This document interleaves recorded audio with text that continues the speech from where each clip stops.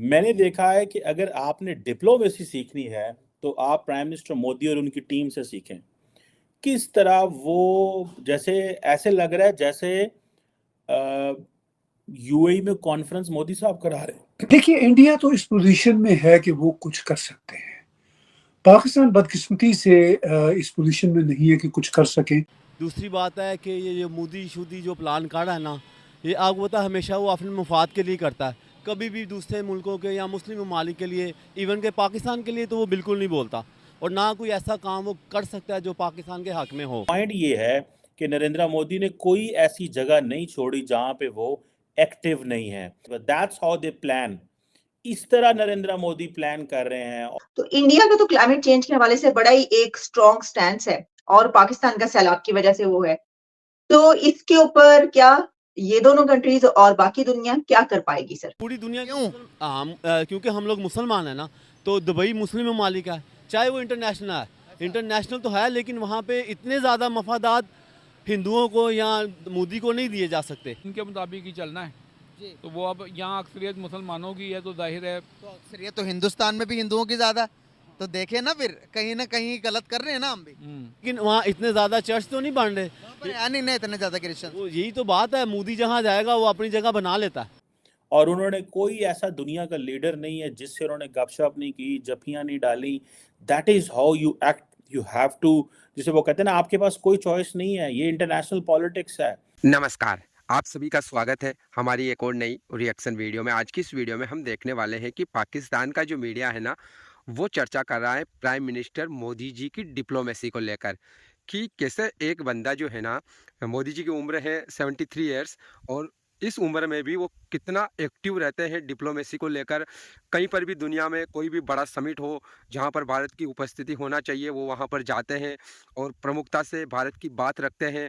और डिप्लोमेसी में जो है ना, पाकिस्तान को यहाँ पर भारत से सीखने की ज़रूरत है, ऐसी बातें पाकिस्तान के मीडिया में हो रही हैं। तो वीडियो काफ़ी मज़ेदार होगी, पूरी देखना, लाइक करना, शेयर करना, चैनल पर नए हो तो सब्सक्राइब करके बेल आइकन को दबाना। तो चले वीडियो को शुरू करते हैं। इस बीच के अंदर एक और बात की, उन्होंने कहा कि भाई दुबई के अंदर जो अबू धाबी के अंदर जो मंदिर बनाने की हमें इजाज़त दी। आपको पता होगा कि अबू धाबी के अंदर बहुत बड़ा मंदिर बनवाया है। तो दुबई की गवर्नमेंट ने तो नरेंद्र मोदी ने उनका भी शुक्रिया अदा किया कि भाई आप लोगों ने हमारी अकलियतों के लिए यहाँ पर मंदिर बनाने दिया, उसके लिए शुक्रिया। क्या लगता है कि आपको दुबई की जैसी इस्लामिक कंट्री के अंदर मंदिर बनना चाहिए था या नहीं? नहीं, बिल्कुल नहीं बनना चाहिए था। ये तो है दुबई का मसला है, लेकिन इसके लिए जहाँ तक पूरी दुनिया के मुसलमान हैं उनके लिए भी मसला है। पूरी दुनिया क्यों? क्योंकि हम लोग मुसलमान हैं ना, तो दुबई मुस्लिम ममालिक है, चाहे वो इंटरनेशनल है। इंटरनेशनल तो है, लेकिन वहाँ पे इतने ज़्यादा मफादात हिंदुओं को या मोदी को नहीं दिए जा सकते। क्योंकि अगर इतने ज़्यादा मफादात आप हिंदुओं को दे रहे हो तो आप फिर क्रिश्चियन को भी दें। तो वहाँ पर है ना, क्रिश्चियंस को भी दी। क्रिश्चियंस हैं, लेकिन वहाँ इतने ज़्यादा चर्च तो नहीं बन रहे। पर है नहीं ना इतने ज्यादा क्रिश्चियन। वो यही तो बात है, मोदी जहाँ जाएगा वो अपनी जगह बना लेता है। हाँ, वो उसने बना ली जगह, वो जहाँ जाता है अपनी जगह बना लेता है। उसको पता है इंटरनेशनल एरिया है, या यहाँ पे पूरी दुनिया से लोग आते हैं ना, तो वो उनको दिखा रहा अपना मंदिर। हाँ, ये मसला दुबई का या बाकी चीज़ों का नहीं है, मसला मोदी का। मोदी को वो प्लेस अच्छा लग रहा है ना, उसको पता है यहाँ मेरी पसीरा ही होगी मेरे मज़हब की, तो उसने बना दिया है। पाकिस्तान और मुसलमानों को ये कदम उठाना चाहिए कि हम लोगों को ऐसी जो कॉन्फ्रेंस है ना, इनमें जाना ही नहीं चाहिए, उसको सपोर्ट करने नहीं चाहिए, बैठना ही नहीं चाहिए। क्यों? वो इसलिए कि इतना तो हमारा तो हमें नुकसान नहीं हो जाए। भाई नुकसान कैसे होगा। एज ए मुसलमान हमें स्टैंड लेना चाहिए ना, कि भाई हम इस चीज़ की मुखालफत करते हैं कि तुम सिर्फ वहाँ पे सिर्फ मंदिर बना रहे हो अपने लिए। मैंने देखा है कि अगर आपने डिप्लोमेसी सीखनी है, तो आप प्राइम मिनिस्टर मोदी और उनकी टीम से सीखें। किस तरह वो जैसे ऐसे लग रहा है जैसे यूएई में कॉन्फ्रेंस मोदी साहब करा रहे हैं। मोदी साहब करवा रहे हैं। अच्छा, मज़े की बात यह है कि यहाँ पे कॉप 28 में नरेंद्र मोदी को आप देखें कि वो गए हैं। पहले तो उन्होंने स्टेज सेट किया हुआ था कि जी वो अवाम बाहर खड़ी हुई है, इलेक्शन वो मोदी साहब का वेट कर रही है। जारी बात है, वहाँ इंडियन हाई कमीशन ने बताया होगा लोगों को प्राइम मिनिस्टर मोदी आ रहे हैं तो सिलेक्ट लोग आ जाएं। तो एक तो ये पॉसिबिलिटी है। दूसरी पॉसिबिलिटी ये भी है कि बहुत सारे इंडियन वहाँ पे काम भी करते हैं तो वो भी आ जाते हैं। लेकिन ऐसे उन्होंने दिखाया जनाब प्राइम मिनिस्टर मोदी यूएई में भी जलसा कर सकते हैं, और उनके इंतजार में और कोई दुनिया का वजीर आजम ऐसे नहीं हुआ होगा कि वो दुबई पहुंचा हो या अबू धाबी पहुंचा, जहाँ पे भी वो पहुंचे हैं, और वहाँ पे जाके उनके आगे अवाम खड़ी हो। फिर आप देखें ये जो पिक्चर में के अंदर नरेंद्र मोदी साहब और वो दो जो होस्ट हैं यूएन और यूएई की जो लीडरशिप है, तो उन्होंने उनको भी जनाब वो एक स्टाइल है वो जफियां शफियां करने का मोदी साहब का वो कर रहे हैं। ठीक है, कोई ऐसा लीडर नहीं है जिससे वो वहां पे मिल नहीं रहे, और फिर मीडिया उनका खड़ा हुआ है। मैं देख रहा था पाकिस्तान के पीएम का ट्विटर हैंडल, हमारे प्राइम मिनिस्टर ऑफिस, किसी को कोई पता नहीं, एक ही चीज़ पे बड़ा खुश हो रहे हैं जी, वो प्राइम मिनिस्टर की जो है ना वो मुलाकात हो गई है उसके साथ, वो क्या नाम है, किंग चार्ल्स के साथ थोड़ा सा चलते हुए गपशप हुई, उन्होंने कहा जी देखें जेलस हो गए इंडिया जो है।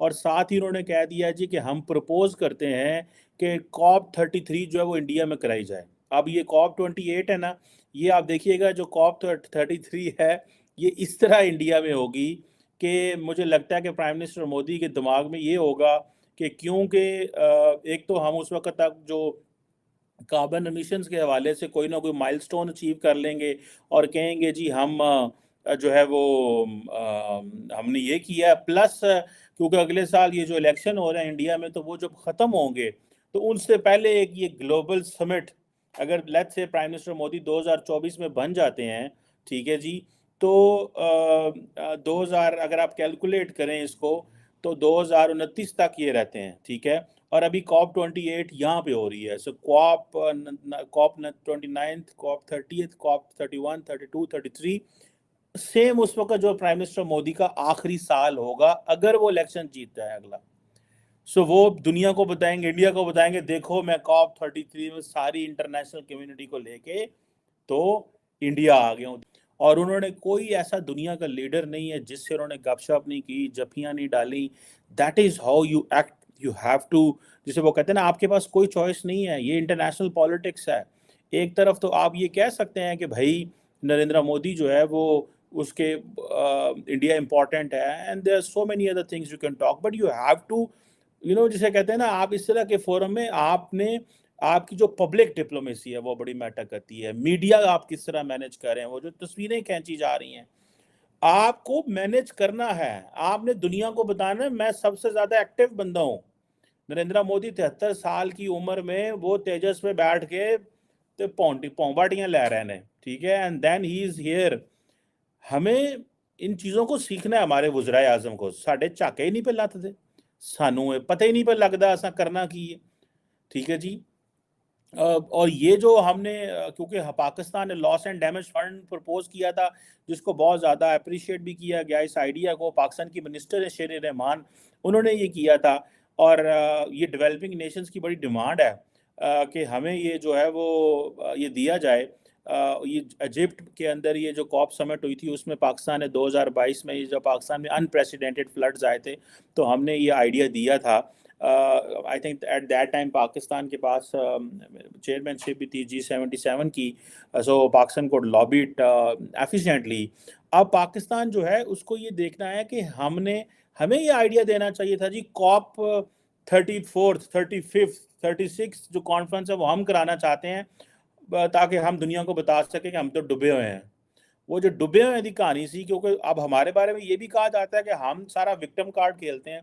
पहले हम पैसे मांगते थे अफगानिस्तान दिस एंड दैट, अब वो नहीं रहा, अब हम फ्लड्स के लिए पैसे मांग रहे हैं। वो बिलावल भुट्टो जरदारी साहब जो हैं वो जितनी देर वज़ीर खारजा रहे और जिथे गया उन्हें पैसे ही मांगे, उन्होंने कहा पैसे दे दो 10 million 20 million 50 million 100 million 200 million दे दो सही।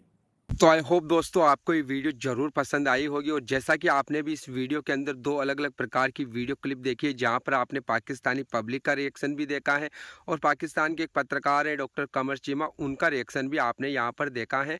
अभी हाल ही में क्या हुआ है कि prime minister Modi ji UAE के अंदर जो है ना दुबई के अंदर एक समिट हो रहा है COP 28 का, उसमें भाग लेने के लिए गए हैं और वहाँ पर जिस प्रकार की डिप्लोमेसी उन्होंने की है इसको लेकर पाकिस्तान का मीडिया ना पूरी तरीके से शौक में है, क्योंकि वहाँ पर पाकिस्तान के जो काकड़ जो उनके प्रधानमंत्री जो आर्मी के द्वारा लाए गए हैं, हालांकि कोई डेमोक्रेटिक गवर्नमेंट पाकिस्तान के अंदर अभी नहीं है, लेकिन एक केयर टेकर प्राइम मिनिस्टर अभी पाकिस्तान में है, वो भी वहाँ पर गए थे। तो वहाँ की एक फ़ोटो भी काफ़ी ज़्यादा वायरल हो रही है जहाँ पर बिल्कुल एक कोने में उनको खड़ा कर दिया गया उनके प्राइम मिनिस्टर को, और मोदी जी फ्रंट लाइन पर खड़े थे यूएई के जो शेख थे उनके साथ में। और इसके अलावा भी कई सारी बातें प्राइम मिनिस्टर मोदी जी ने वहाँ पर की हैं, कई सारी मुलाकातें की हैं वर्ल्ड लीडर के साथ में। और इस डिप्लोमेसी को देखकर ना पाकिस्तान का मीडिया जो है ना यहाँ पर पूरी तरीके से जेलस दिखाई दे रहा है। वो ये कंपैरिजन कर रहा है कि पाकिस्तान के अगर कोई मंत्री मिनिस्टर जाते हैं तो सिर्फ मांगने की बात करते हैं, इनको फ्यूचर में क्या करना है कोई कुछ दिखाई नहीं देता है। जहाँ पर प्राइम मिनिस्टर मोदी जी ने वहाँ पर बात रखी कि COP33 जो है ना वो यहाँ पर वो भारत में करवाने की इच्छा रखते हैं। ऐसी बातें पाकिस्तान के प्राइम मिनिस्टर को या उनके मंत्री वगैरह हैं उनको कहीं कोई सूझती भी नहीं है ऐसी बातें, और कोई इनको बताता भी नहीं है। इनके दिमाग में एक ही फंडा चल रहा रहता है कि किसी वर्ल्ड लीडर से इनकी मुलाकात हो जाए और पाकिस्तान को 10-20 मिलियन डॉलर की मदद मिल जाए कहीं से, तो इनका खर्चा पानी चलाने के पैसे हो जाए। बस यही पाकिस्तानियों के दिमाग में हर बार घूमता रहता है। बाकी आपने पूरी वीडियो देखी है, आपको कैसा लगा कमेंट करके ज़रूर बताना। हम मिलेंगे अगली नई वीडियो में, तब तक के लिए आप सभी का बहुत बहुत धन्यवाद।